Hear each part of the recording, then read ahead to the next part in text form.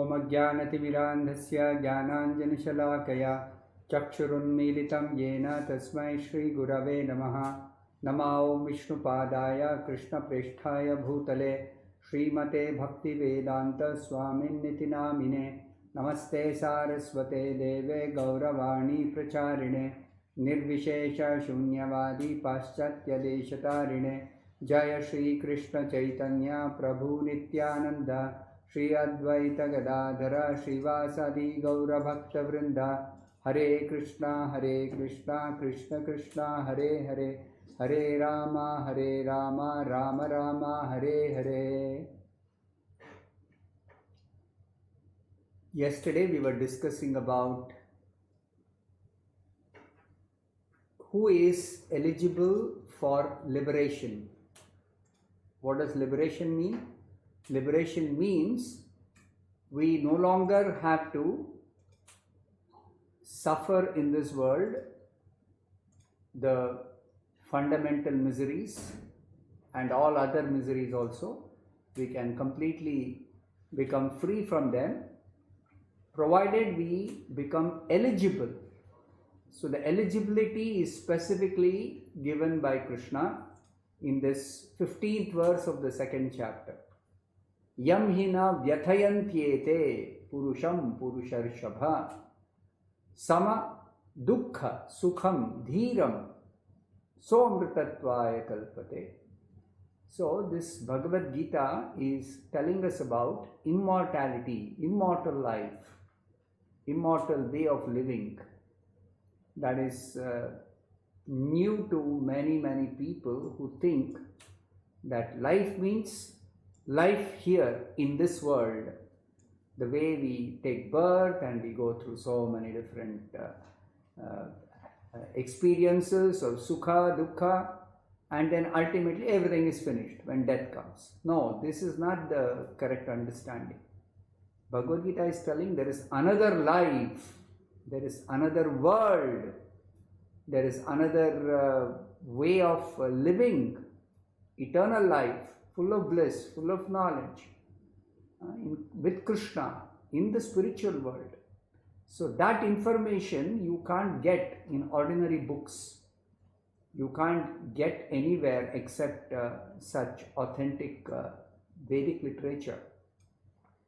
So Krishna is telling that you should understand about yourself as the spirit soul having this quality of being eternal. The soul doesn't die, you don't die. When death comes, you change the body. So to be able to remain sober, remain not get bewildered, remain completely undisturbed, that's the word that is used, undisturbed, dhira, at the time of death. And before death comes, we have to also practice sama dukkha sukham. How we should practice, what should we practice?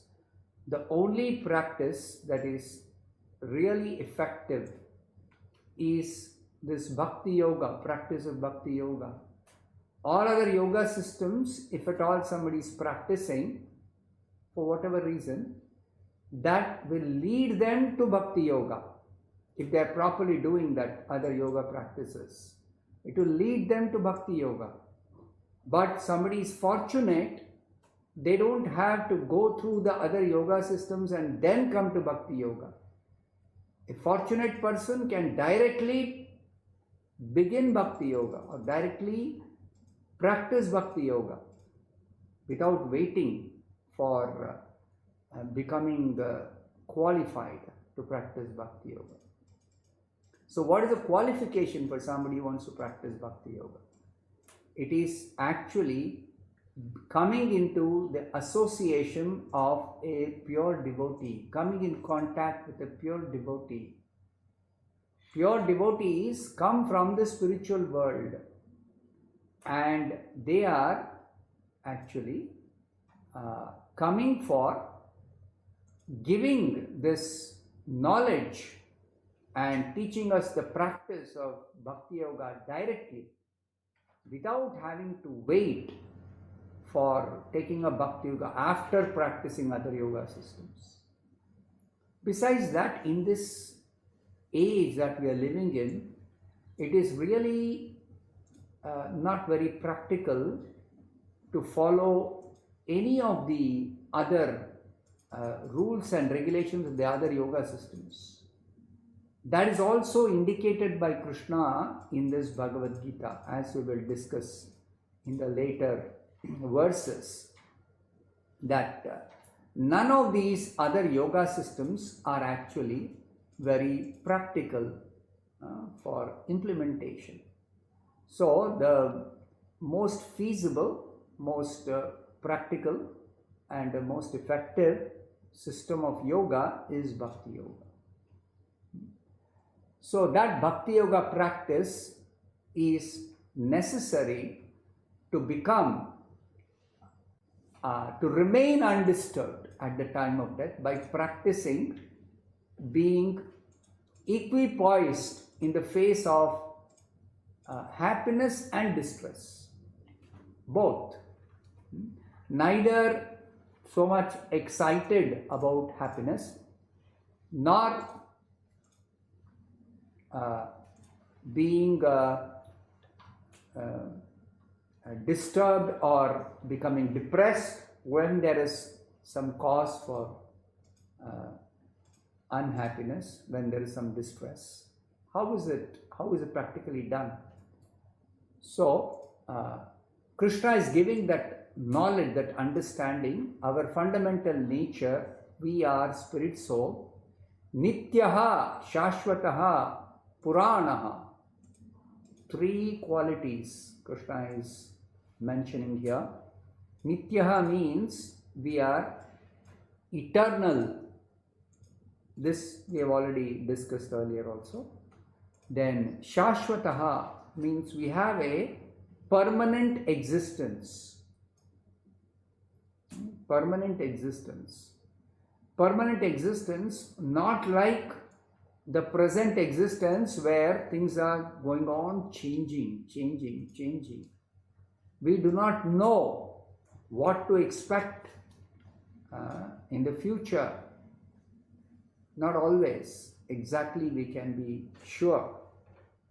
Maybe some distress may come upon us, or maybe some good time or some happiness, or maybe nothing significant may happen. Life may just go on the same way it is going on. So we cannot be certain. Whereas spiritual life is totally different. It is permanent life with no miseries, with no dangers, with no uncertainties. This is very important, with no uncertainties. So that is our original nature, that's our real nature, Shashvata. Purana. Purana means very, very, very old. So because we have always existed, it's not that we came into existence when we took birth in this body. No. We always exist. We have been existing. Millions of lives we have been passing through. So we have always existed. Now, old doesn't mean spiritually that we undergo symptoms of old age like in this body. No. Very, very old doesn't mean that we have symptoms of a very weak body or some invalidity. No. It is just like Krishna is described Adi Purusha. He is the original person, and he is also described as Purana Purusha. Purana Purusha. Purana Purusha means he is the oldest person, But immediately it is said even though he is Purana Purusha, oldest person, Nava Yauvanam cha, he is eternally youthful. Eternally youthful. So you always see Krishna's description as a small boy or a youth, maximum 20 years old. Say 16 to 20 years old. He never grows, apparently he never grows beyond that. Even when he appeared 5,000 years back, on the battlefield of Kurukshetra, by our calculation, Krishna was 125 years old. But he appeared like a 20-year-old young person. So eternally youthful, that is one of the qualities of Krishna. And the same quality we also share with Krishna. We also have the same quality, each one of us. In our spiritual form, as spiritual beings, we are all eternally youthful. But material existence, the present material body that we have and the material existence is different. It is not eternally youthful, not youthful always, no. Youthful life is a passing phase for everyone in this present body that we have. And we have heard Krishna explain we are not this body. So forget about youthful stage of a passing phase of this body. Forget about that. You try to understand in your spiritual form you are eternally youthful. So that life, that existence is awaiting us, provided we become eligible, we qualify. So to qualify, Krishna is telling, you should not be disturbed when there is transmigration of the soul. It means when there is going to be change of body at the time of death. So particularly he is addressing Arjuna, that Arjuna was thinking, how can I kill my grandfather? How can I kill my teacher? So Krishna is pointing out, your grandfather, your teacher, they will not die. It looks like they are going to die in the battle. But at death, they will simply transfer to another body. It is like Vasamsi Jirnani Yatha Vihaya. Vasamsi means the dress we have experienced. We got some dress. And that dress, when it becomes old and worn out, then we discard that and we accept a new one. Similarly, this body at the time of death, whether young or old, at the time of death we have to give up this body. Death of the body, as I mentioned earlier, body dies, the soul doesn't die. You don't die, your body dies at the time of death. So you have to quit the body. Dead body is useless for you. You cannot live in a dead body. So you have to quit the body. So quitting the body is not that there will be no body at all. No. There is going to be another new body. There is going to be a new body. So that new body they are going to get. Drona, Bhishma, all of them, they will get a new body. So therefore, don't lament for their so-called death. In discharging your duty as a Kshatriya in this Dharma Yuddha, that's very important. It's not that violence is justified. Anyway, when a person dies, I'm not killing the person. So how does it matter, whether he is going to die or going to live? No, that is not the correct understanding. The understanding is, in a Dharma Yuddha, a Kshatriya's duty is to fight. In a Dharma Yuddha.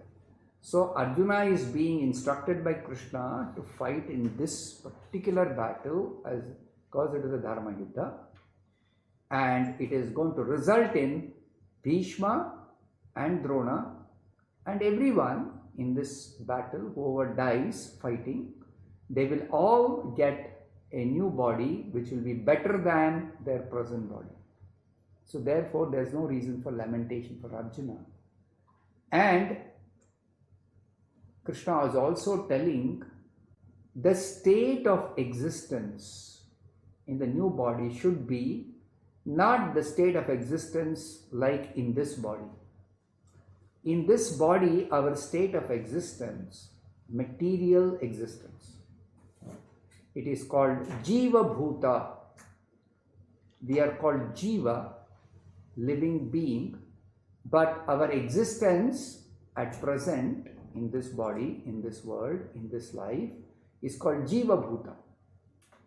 Jiva Bhuta means constantly engaged in a struggle for existence. We are engaged in a struggle for existence with our 6 senses, including the mind. You know the 5 senses, the eyes, the ears, the nose, the tongue, and the sense of touch. In addition to these 5 senses, in the Bhagavad-Gita it is described there is a 6th sense which is within, that's the mind. So, mind plus these 5 senses, we are simply engaged in a struggle for existence. All the time. In this world, in this body. So this is called Jiva Bhuta existence. So Krishna is telling in the Bhagavad-Gita, there is another existence, spiritual existence. What is that spiritual existence called? It is called Brahma Bhuta. Brahma Bhuta.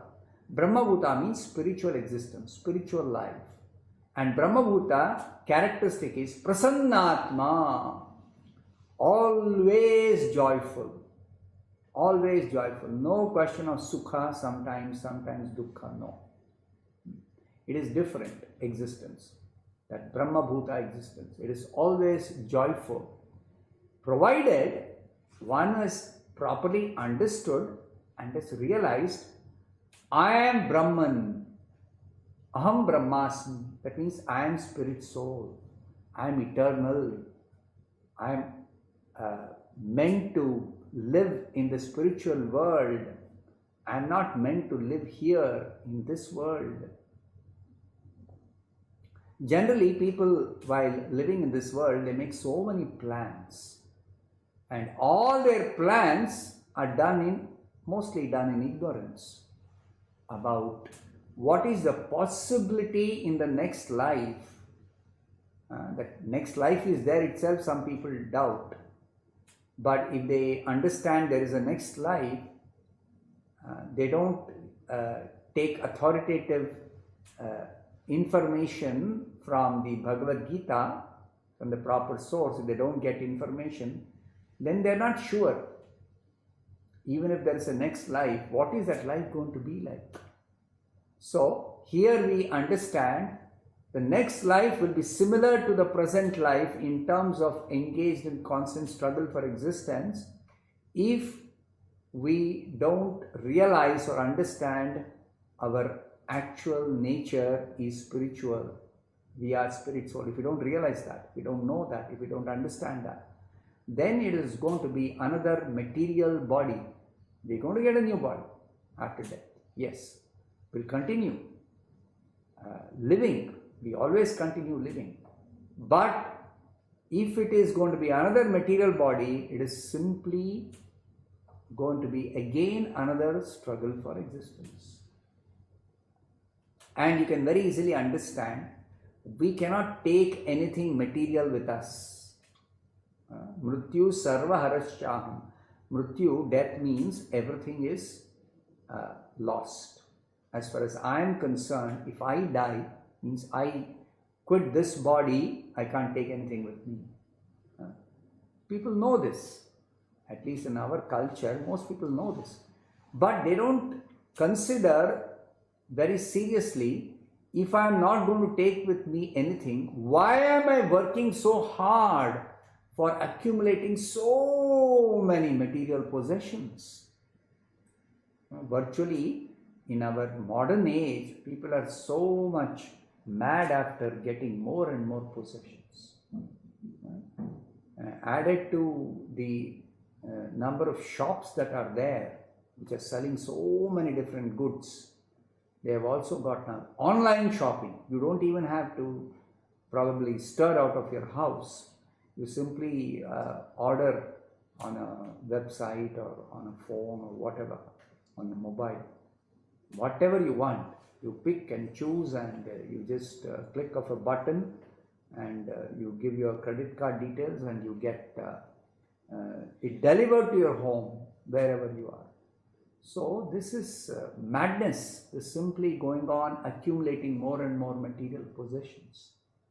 Now please remember that for each of these possessions, so much of effort, energy, and so much of hard labor is involved.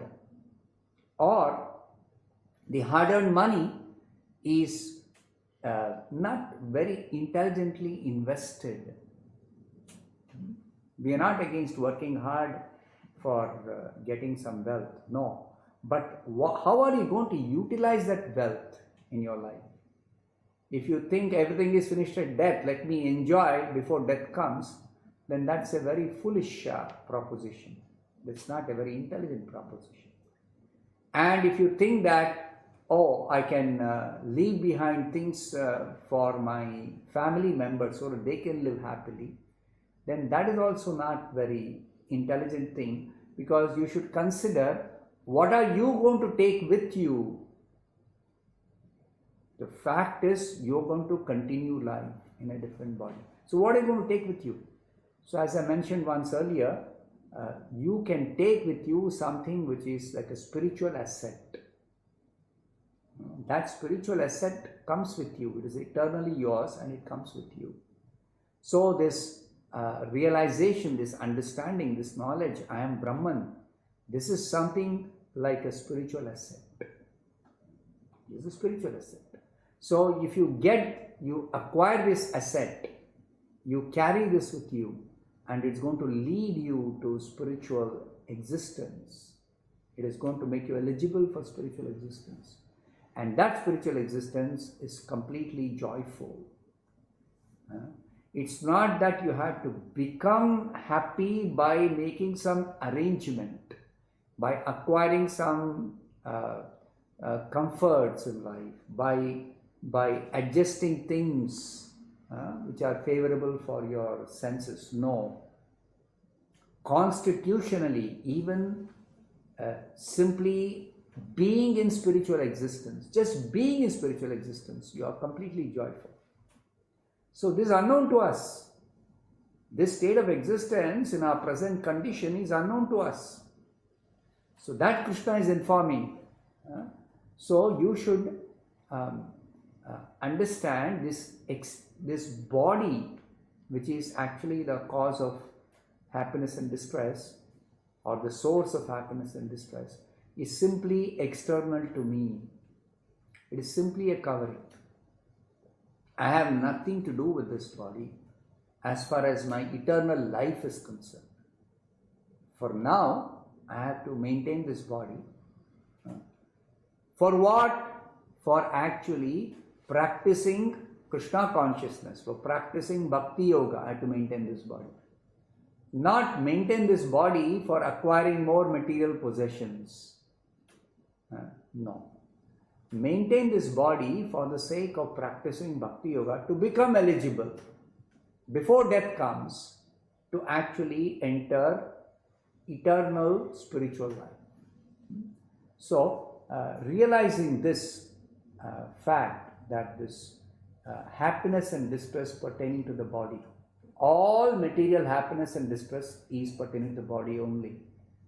Even if you consider in terms of the mind, some types of pleasures are pertaining to the mind, not necessarily to the body. But even the pleasure pertaining to the mind is also external to the soul, to you, to the real I, to the real person. It is external. Mind is also external, because this mind changes. As I've mentioned earlier, we acquire a certain type of mentality as a result of different activities that we do.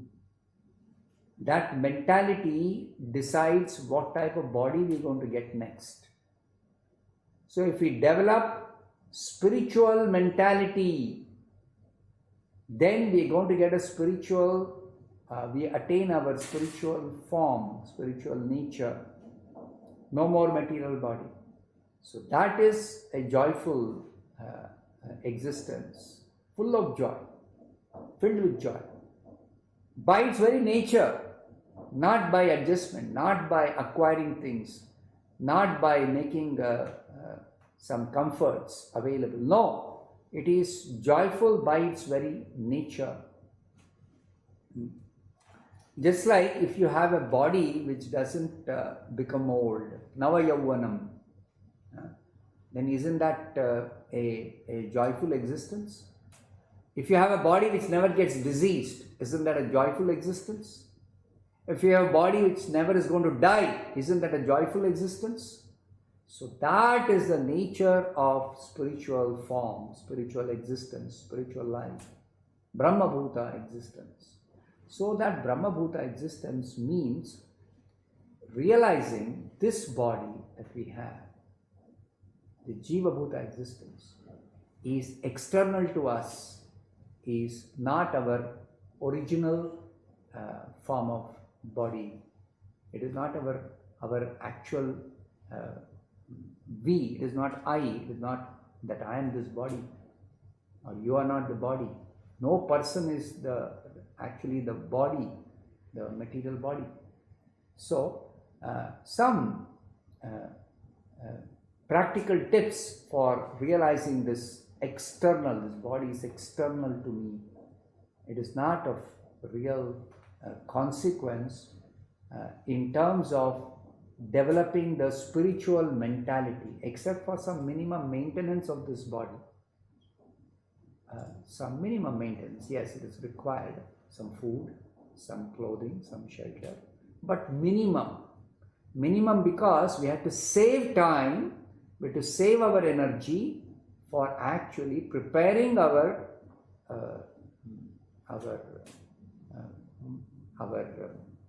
heart, our consciousness for the future. Before death comes, to practice bhakti yoga. That is the preparation for our wonderful, eternal life after we quit this body. So, one of the practical tips that was given by Srila Prabhupada, I explained yesterday, just like a dream. We all have experience of dream. That night dream, we all have experience, and we know what is its value. It is just simply something we see or we experience for some short time, and it's all finished, over. Nothing to worry or nothing to be excited about. If it is a pleasant dream, nothing to be excited about. And if it is a bad dream, it is a fearful dream, then nothing to worry about. So like that, even the daytime, our life in this body, daytime also is another dream. That is very, very important to understand. And you should contemplate on this and actually think about this and try to realize this so that you can actually develop the seriousness to invest your valuable time, that is the balanced time left after taking care of the basic minimum necessities of your maintaining this body and your important fundamental duties towards your family or towards your society, whatever important duties are there. You do those duties, but You save time for practicing Bhakti Yoga. Don't neglect Bhakti Yoga practice. This is an opportunity. In the human form of life is the only opportunity to practice Bhakti Yoga. Other forms of life, they cannot practice Bhakti Yoga. For them, change of body at death is inevitable, where they're going to get another material body. So now I'll take some questions. Here I have some questions. Krishna appears on earth once every day of Brahma. So the question is it the same Brahma again and again who will be present when Krishna appears once every day of Brahma? Yes. Brahma's lifespan is the longest in this entire material creation. Brahma lives from the beginning of the creation of this universe till the universe is completely destroyed at the end of Brahma's life. Brahma's life and the universal destruction are happening at the same time. End of Brahma's life. Brahma lives a fantastically long lifespan according to our calculation. According to our calculation. That calculation is given in the Bhagavad-Gita. Brahma's one day is equal to 1,000 cycles of the 4 yugas that we undergo. A cycle of these 4 yugas is something like 43 lakh years according to our calculation. 43 lakh years. So Brahma's one day is our 43 lakh years. We can't even imagine what is this 43 lakh years. So anyway, Brahma lives such days, 30 days in a month, 12 months in a year, 100 years Brahma lives according to his calculation. So every day it's the same Brahma. Yes, the same Brahma. Now, another part of this question is Brahma going to again and again steal the cowherd boys when Krishna comes? Now this, as far as the pastimes of Krishna are concerned, Krishna's pastimes are variegated. So Krishna's pastimes are not exactly merely repeated, no. Krishna's pastimes are very, very dynamic. So for Brahma, every day Krishna appears is a new experience. It's a totally new experience. In the spiritual world, everything is dynamic. So when Krishna comes to this world and performs his Leela, it is very, very dynamic. It is fresh. It is always fresh. So it is not that simply another time Brahma is going to steal or Krishna is going to do some activities like what he had done earlier. No, it is completely fresh and new and ever fresh. It is always fresh and ever new. That's difficult for us to understand in our present condition, but it's a fact that Krishna's activities, Krishna's form, Krishna's qualities, ever new, ever fresh. Next question. The population of the world is increasing every day. So where were these souls earlier? So this we have to understand. What we count as the population of the humans on this earth, we may compare what was the population, human population, let's say 10 years back or 50 years back, 100 years back with today's population. And we may say it has increased. But we should remember, inside this body, human body, there is the spirit soul. Similarly, inside the body of every worm, every insect, every animal, every plant, every aquatic, there is the spirit soul. The spirit soul is equal. Spirit souls, there is no different levels or different kinds of qualities. No, spirit soul are all eternal. Every spirit soul within every body is eternal. Every living body is eternal. So, the spirit souls are always there. either in human form of body or the aquatics or whatever.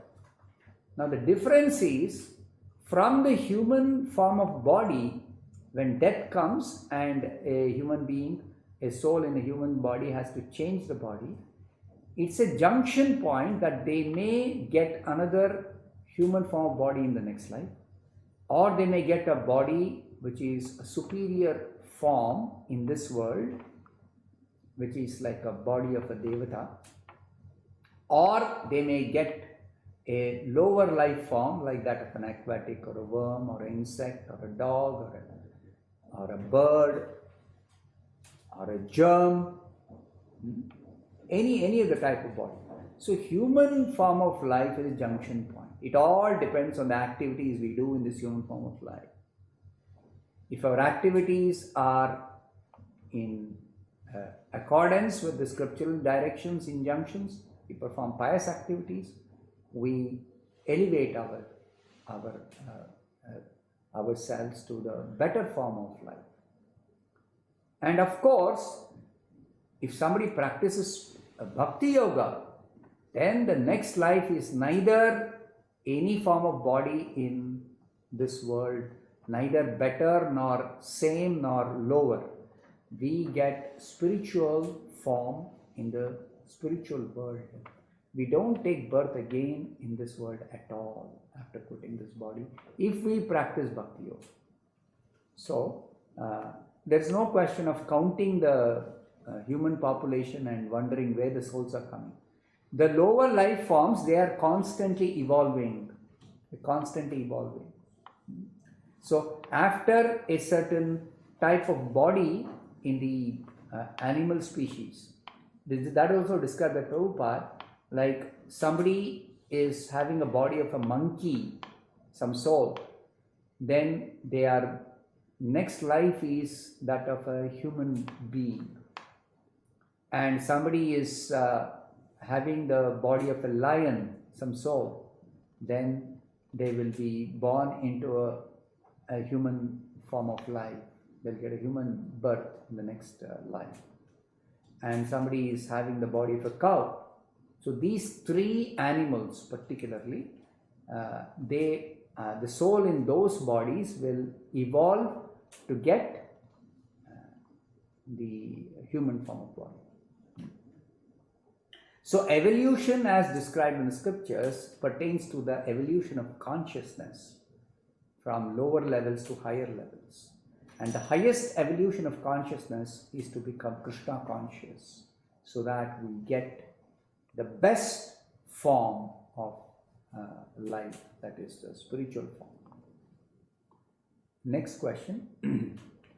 Towards the end of Bhagavad-Gita, Lord Krishna tells Arjuna, Yatha ichchasi tatha kuru. Yes, Krishna tells Arjuna after instructing the whole Bhagavad-Gita, I have instructed you, I have answered all your questions. Now it is up to you.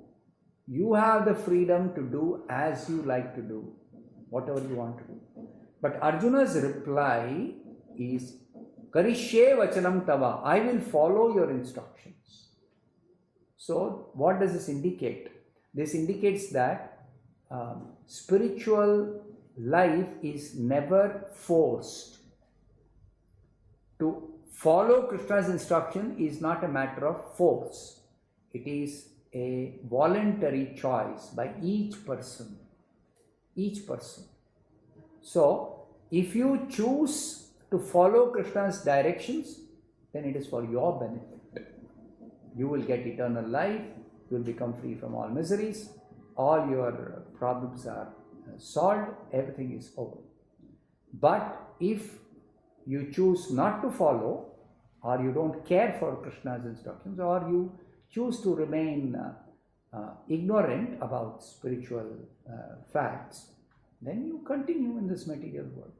According to your karma, you're going to get another body at the time of death, and that could be a better body or inferior or better or superior, whatever. But any form of body, the fundamental miseries are there, that we should not forget. Birth, death, disease, old age, these miseries always are there in all forms of life within this world. So I'll stop here.